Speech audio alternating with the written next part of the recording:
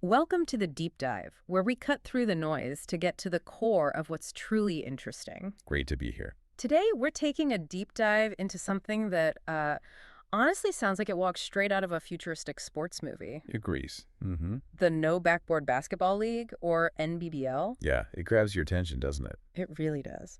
But this isn't just about, a quirky new game. It seems to be this fascinating fusion of innovative sports, cutting-edge tech. And a whole new way for athletes and fans to connect and even potentially own a piece of the action. Exactly. So our mission today is really to unpack how NBBL plans to, well, maybe revolutionize how we think about sports, entertainment, and even the economics behind it all. It's ambitious for sure. Okay, let's unpack this then. So imagine basketball, but with a twist that just changes everything about the game, right? Yeah, That seems to be the starting point for NBBL, absolutely. They've completely removed the backboard. Gone. which is huge in itself. It is. Yeah. And they've introduced a smaller rim, 16 inches instead of 18. Plus, over 15 new rules, apparently, all played on a shorter court. So it's not just a gimmick. These changes are deliberate. Very deliberate. Mm. They're specifically designed to force faster play, more highlight-rich moments, things that are inherently shareable. Like basketball the remix, as they call it, built for, what, TikTok? You could say that. Built for maximum visual impact, constant action. Perfect for how people consume media today. Okay, so more than just a game change, you're saying it's a foundational shift. I think so, yeah. It's designed for the digital age.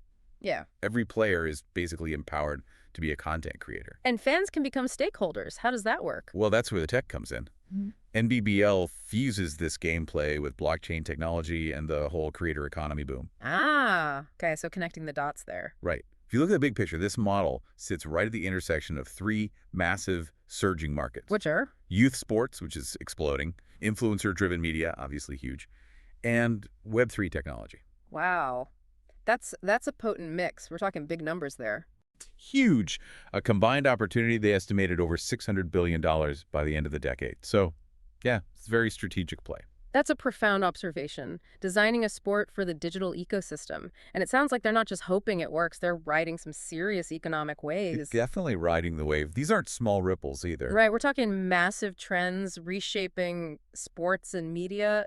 So what are these powerful tailwinds NBBL is leveraging? Well, the first big one is just the booming youth sports economy. I mean, parents are investing more than ever. You hear about it all the time, travel teams, specialized coaching. Exactly. The average U.S. sports family spent over $1,000 per child in 2024. $1,000. And get this, that's up 46% just since 2019. That's incredible growth. It is. And it's not just money, it's time. Parents average over 3 hours on days their kid has practices or games. They're deeply engaged. So a massive invested audience base already exists. Precisely. And globally. This market's projected to more than double, from around $50 billion now to maybe $114 billion by 2032. It's fertile ground for innovation. Okay, so parents are pouring resources in. Huge demand. But where are these young athletes and their fans actually spending their attention? That's the second shift, right? Social and creator media. Exactly. That's the second huge tailwind. Consumer attention has dramatically shifted to social platforms, to individual creators. More than traditional TV or media. Oh, absolutely. Hmm. Social media is now the world's biggest advertising channel. Brands that go social first are apparently 8 times more likely to beat their revenue targets. 8 times. That's significant. It really is. And think of influence. Over half, 57% of Gen Z and millennials have bought something just because a creator endorsed it. Not even a celebrity, just a creator they follow. Right, and companies know this.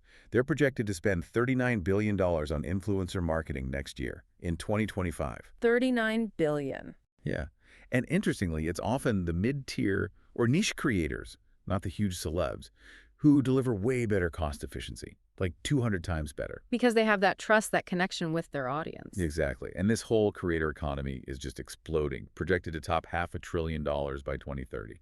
Okay, so shift to creator content is undeniable. But how does this circle back to the athletes themselves? Especially amateur athletes. That's where NIL comes in. Absolutely. Name, image, likeness. The NIL rules have opened up a whole new market for amateur athletes. It's projected to hit over $3 billion by 2029. $3 billion. But you mentioned earlier, or the stats suggest, most of that isn't reaching everyone, right? That's the key issue. Only about 29% of NIL money actually reaches athletes broadly. Most of it is concentrated at the very top, the elite college players. So there's a huge gap. A huge gap and huge unmet demand.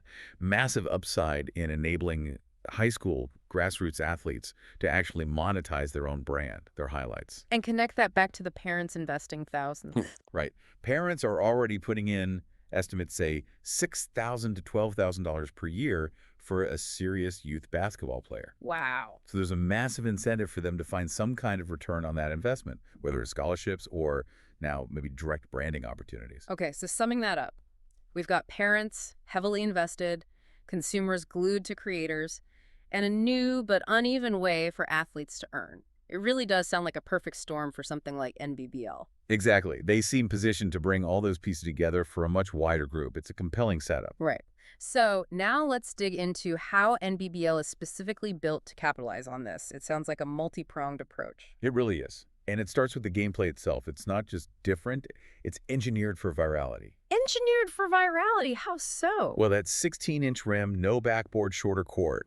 It forces spectacular shots. It forces a faster pace. More dunks, more trick shots. Exactly, things that just pop in a social feed. No backboard means every shot needs pure precision. The smaller rim makes dunks look even more impressive. And the shorter court. Constant action, high energy, fewer dribbles, more rapid-fire attempts. It's basically a stream of moments ready to go viral. And they film everything. Everything. Every training session, every scrimmage. It's designed to be clipped into shareable moments. Have they tested this? Does it work? Apparently, yes. Their pilot videos, just tests, got over 2.3 million organic views in 2025. Wow, organic. Yeah. And single highlight clips topped 900,000 views, got over 30,000 interactions. So it shows the gameplay is producing that kind of engaging, bite-sized media fans want. Okay, so the game itself is a content engine, but what about the athlete side, the NIL part? Right, so beyond the game, NBBL directly tackles that gap in NIL access. They make athlete creators the centerpiece. How do they support them? From day one, players can monetize their name, their highlights, sponsored content, affiliate deals for gear they use, eventually maybe their own NFTs or merch. Which is totally different from that 29% figure you mentioned earlier. Totally different. And NBBL provides the support structure, training, content facilities, even an in-house NIL agency. An agency for high schoolers? Yeah, basically, to help them build their brand, handle deals, so parents become partners. That $6.12K investment suddenly has a potential pathway to returns because NBBL shares revenue and equity. So, aligning incentives. Every viral dunk potentially benefits the player directly, instantly. You got it. It's a powerful loop. That empowerment piece is huge, turning every player into a potential influencer. Yeah. But you said it goes further. The community model, ownership. Tell us about that. Right, this is where the Web3 tools really come into play, giving athletes, creators, and fans actual ownership stakes. Okay, so how does that work for an athlete? Each player gets what they call a baller token. Think of it like a soul-bound NFT, a unique digital ID card tied to them, can't be transferred. Okay, like a digital passport. Pretty much. Yeah. And this token automatically tracks revenue from content featuring them.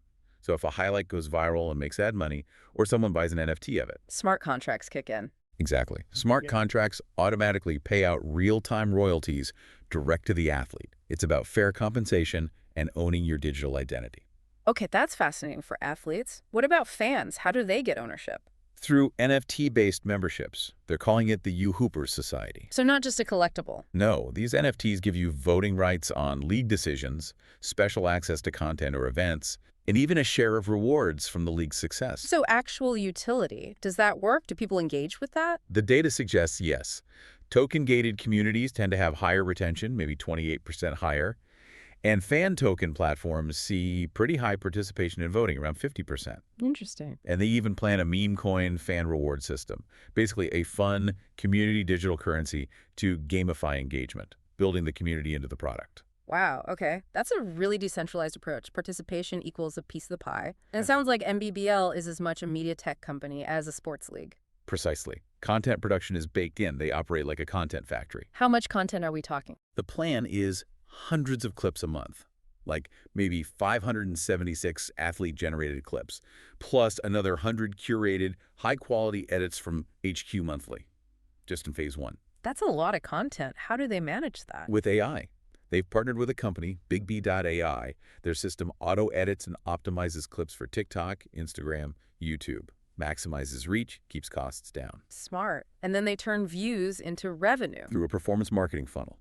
Only clips that actually prove they can go viral get paid ad spend behind them. Efficient. Very. And even with modest conversion rates, say 1% click-through, 2% purchase, the sheer volume means it adds up. One viral dunk with 1 million views could drive hundreds of customers. And they have partners already to get games and players. Yeah, they've secured partnerships with the Canyon Athletic Association, Arizona Preps, gives them a pipeline of games, highlights, some built-in audience. Okay. And what about selling stuff directly from the videos? That's where Big BAI comes in again. It enables affiliate commerce. See some gear in a video, you can click and buy it.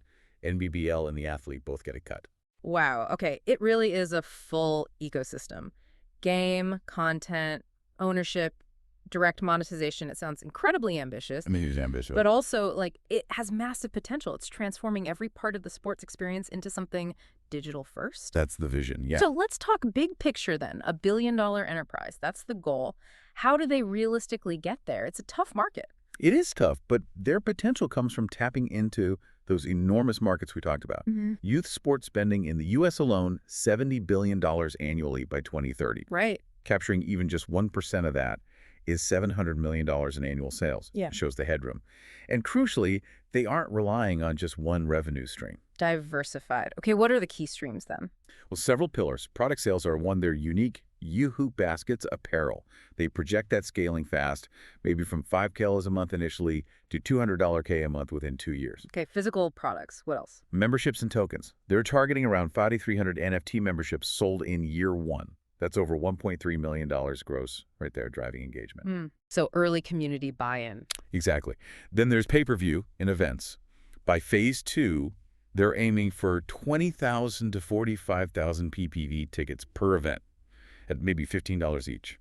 That could be up to 675 Ks per major event. Significant. And traditional ads, sponsorships. Yeah, absolutely. Traditional sponsorships. Programmatic ad revenue as viewership scales.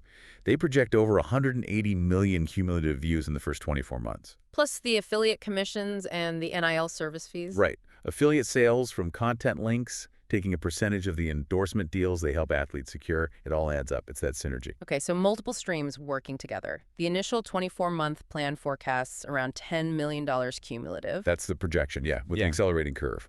But the real breakout is planned for after that. Phase 3, what happens then? Horizontal expansion, launching maybe 3 to 5 recreational leagues in new cities, opening a prototype arena, maybe in Vegas, selling tokenized media rights for broader distribution. Scaling the model. Exactly. Hitting $100 million plus annual revenue within a few years seems attainable once multiple markets and channels are live. And investors value this kind of digital-first sports business highly. They can, yeah. Especially high-growth media platforms. You might see valuation multiples of 8 to 10 times revenue. Are there examples? Proof points? Definitely. Look at Overtime. Gen Z sports content startup launched its own youth basketball league. They raised $100 million at a $500 million valuation back in 2022. Wow. And they have huge reach now. Massive. 65 million followers, 2 billion video views a month, or look at Ice Cube's BIG3 League. The 3-on-3 Pro League. Right. They sold team franchises for over $10 million each. Raised over $80 million funding pretty quickly, even with a more traditional model. Okay, so these examples really show investors are putting significant value on new sports properties that capture attention in fresh ways. Absolutely. And NBBL seems to be taking that playbook, but adding these extra layers, the content factory, the Web3 ownership, the grassroots NIL empowerment. It really does feel like an inflection point. So what we've just explored isn't just, a new basketball league. It feels much bigger. A bold vision for the future of sports, entertainment, digital engagement, all rolled into one. I think that's right. If you connect it to the bigger picture, NBBL really embodies this shift towards sports entertainment that is participatory, digital native, and genuinely community-owned. Building an ecosystem where everyone shares in the value. Exactly. Athletes, fans, maybe even investors. By turning that viral content into commerce and giving athletes real ownership, NBBL seems strategically built to harness today's biggest trends. It really feels like a moment where NIL, social commerce, and this decentralized tech are properly converging to reshape the sports industry. NBBL isn't just providing a game. No, it's a constant content engine and a marketplace, with athletes and fans right at the core. So here's a thought for you, our listeners, as you go about your day. If a new sport can be designed from the ground up like this as a content factory, a community-owned enterprise, what other parts of our lives could be similarly remixed for this digital era? Interesting question. Definitely something to think about. Thanks for joining us on this deep dive. My pleasure. Until next time, keep digging, keep learning, and keep discovering.